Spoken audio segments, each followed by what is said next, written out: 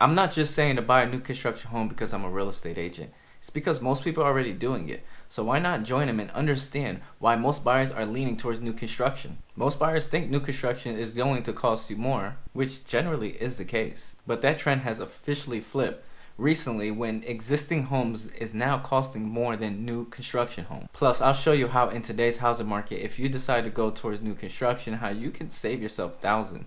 And if you stick around towards the end, you'll know exactly how to spot the hidden fees that some builders may try to add on to you. At this moment, there are more newly built homes for sale than there have been prior to the 2008 era. And as a buyer, this can help you in really two big ways. For one, it's really going to give you the option and the flexibility to really choose the home that's for you.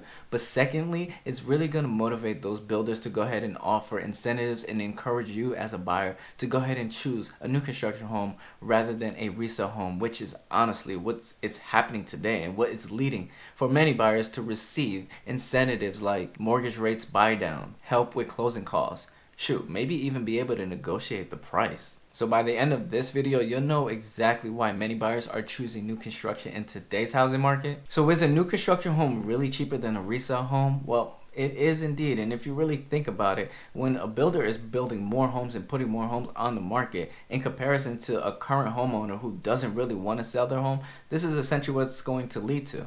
New construction prices are typically going to go down because you have a little bit more options, whereas the existing and the resale market is going to go up in terms of prices because there are less options.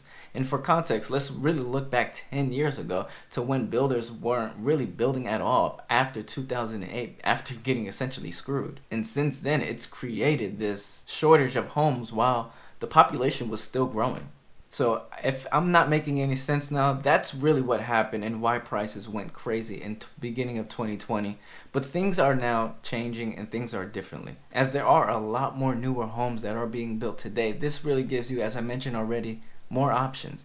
Which, of course, if you see options, the next thing you're going to look at is price. And let's be honest, a current homeowner is going to be a lot less negotiable, or at least a lot less flexible than a builder who has literally probably backed by billions of dollars because it's all funded through the stock market. So if you're looking for a better way or easier way to get in with less dollars up front to get into the housing market, then you may want to look in the West and the South because you'll have a better opportunity as finding a new construction home there. But I do have to warn you because recent data shows that builders are slowing down their production efforts. And a lot of that is to avoid having too many homes for sale. And there goes the builder slowing down production again. But what could this all really lead to? Maybe less incentives being offered or even prices coming down a lot slower than they could have. Now that you know that you could probably save thousands of dollars, you're probably wondering now, Ronnie, where are the savings at? So if you don't know, builders are often offering credits to help you go ahead and purchase a home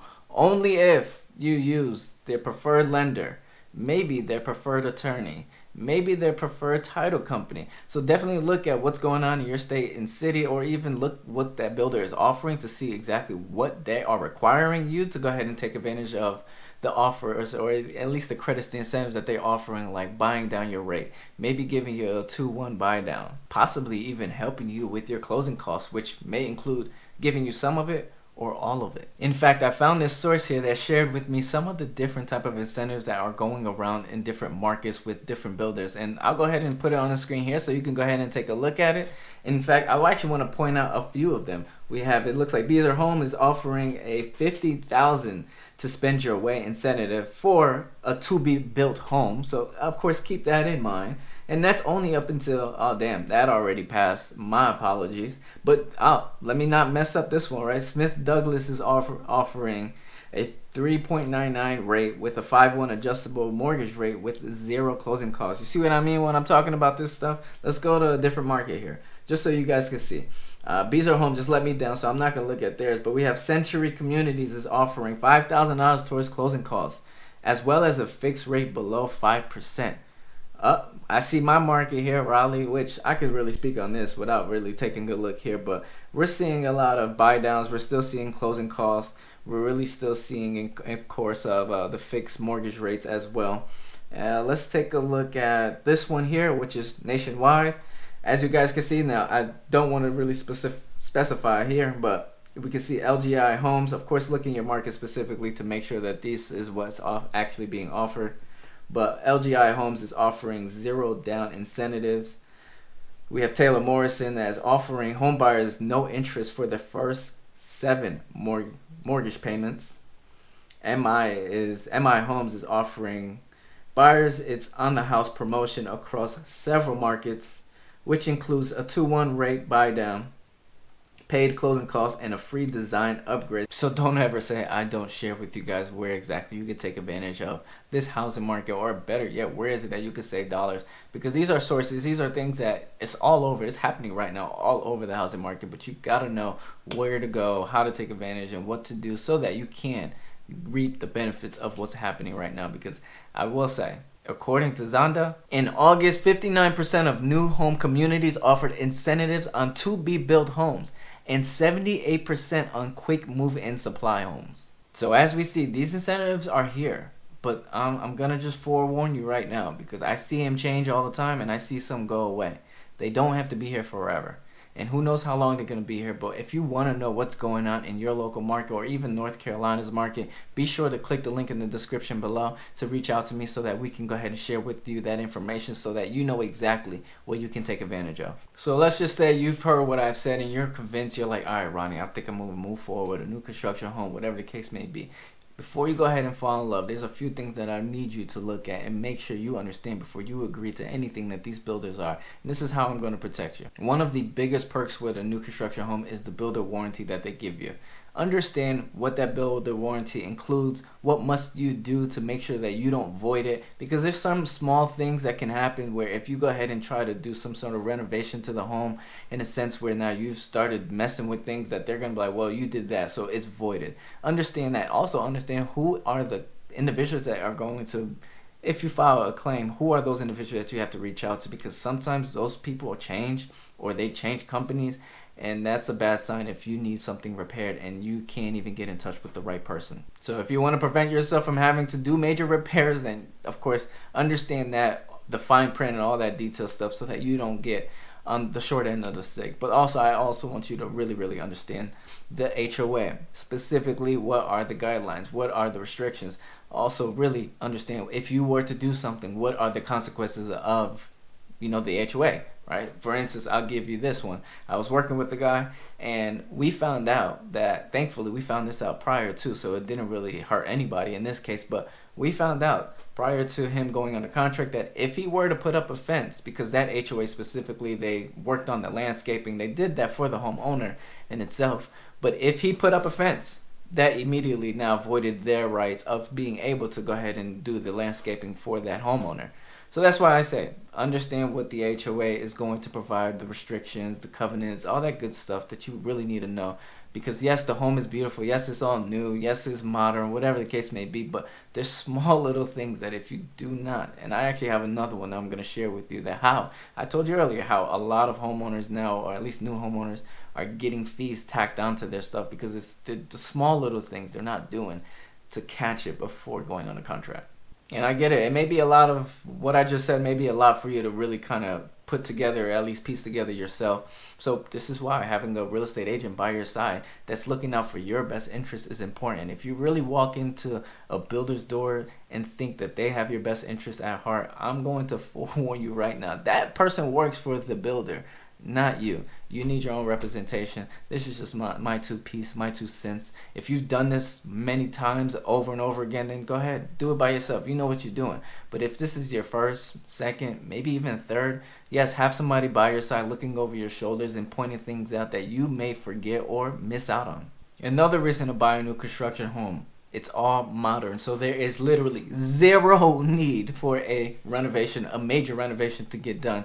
And if you go ahead and make any renovations to a new construction home, at this point in time, it was probably best for you to just build that home from ground up rather than walking into a model home or walking into a quick and ready move-in home to go ahead and purchase that one instead. Because we're talking about a brand new home. There should be zero reason why you're making any sort of renovations.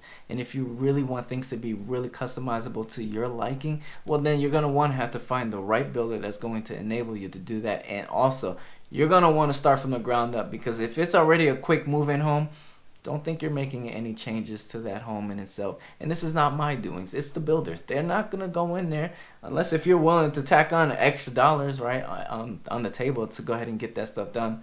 Chances are they're not going to do that. So if you need to customize, go ahead and build it from ground up. Otherwise, just deal with the modern layout, the energy efficiency, maybe the new appliances if they're generous enough to give you that up-to-date electrical work, right? New appliances all throughout, at least the HVAC in itself, water heater. So just deal with that if you can, because that's ultimately just going to lead to less maintenance that you have to do over, at least up front. Maybe towards the back end, depending on how long you're in that home for, you're going to have to do more maintenance then. But in the beginning phases, you really shouldn't have much, especially because you'll probably still have that builder warranty. Depends on, of course, how long it lasts. But generally speaking, that builder warranty, you're going to have 10 years on the structural, maybe 5 years on some of the structural, some components of the house, or maybe 1 or 2 years on everything, essentially. So really, you have 2 years, I would say 1 to 2 years, depending on the builder and the builder warranty, that is generally going to cover everything on that home, which is why I say won't have too much of maintenance. But even though it's brand new, yes, you still need to do your inspections, because some builders will find a way to cut corners, screw you over, and if you don't know what you're looking for, yeah, you're gonna get caught with the bag, and then you're gonna have to deal with it, and you don't want to be in a similar situation like this. Alright, I had to come to this closet to talk to y'all right quick about this video I'm about to show you. So before we did this inspection, the client said that one time they came in the house while it was being built, or before it was finished, and they saw water coming from the ceiling.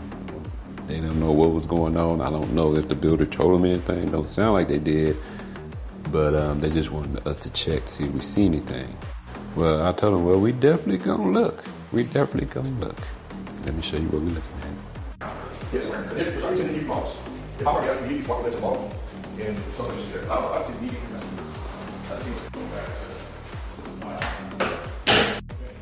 All right, we got a whisper. So close the door, but this is the bathroom what they had questions about. And so doing the thermal, we got a blue spot right there. But more importantly, yeah, that's the M word. The M word. That ain't right. They need to remove all that. Get that sheetrock down, move all that and see what's going on back there. Make sure all that is dry. That ain't right.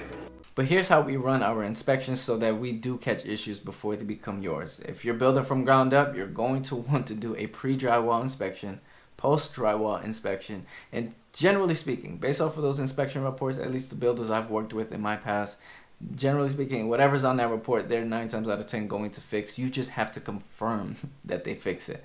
Just because they say they're going to do it don't mean they actually did. So just make sure you do that. But also, there's a blue tape walkthrough, which is more like cosmetic. So make sure when you're looking at that home, anything that you see that don't look right to you, put a blue tape over it, and hopefully that builder addresses it and understands exactly why you want to address, because it's brand new. I want my house fresh. I want my house clean. I need it all. I need it the way I need it. But anyways, you're also going to have a home warranty. So that's just another layer of protection. It's not so much that you can do there, but understand what must you do to keep that home warranty alive.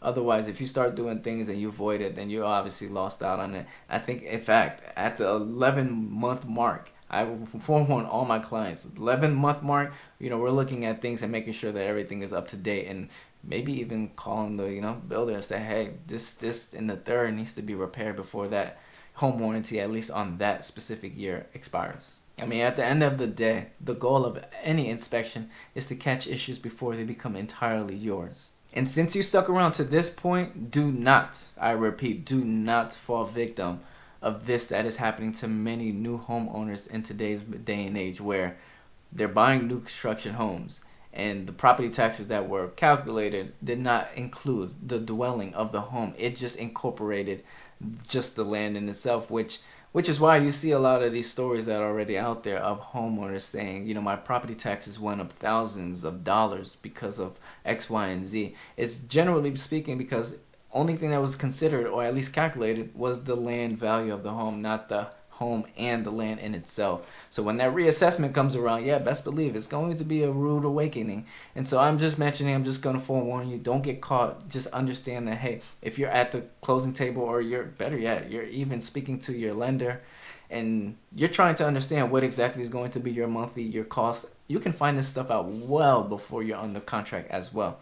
You can always just say, is that property taxes including the land and the dwelling on the home in itself, or is it just the land that has been assessed? And if they're unable to do that, then the only other thing you could really do is walk away. Or what you also can do is just go look at property taxes of, maybe, hopefully there are previous homeowners in that neighborhood or that community specifically, that you can kind of see what they've been paying for their annual taxes as well. However, if you want to see how active builders are in your local area, or you want to even check out some of their incentives, be sure to click the link in the description below. Because remember, these builders are now motivated to sell more than ever. So you could probably get you a lower price, a mortgage rate that's well below what's out there already. So if you've been feeling priced out, maybe this is your way to find your way in before things really get chaotic again. But thank you all for watching. My name is Roney Polynice. Consider subscribing, and remember, I got your back.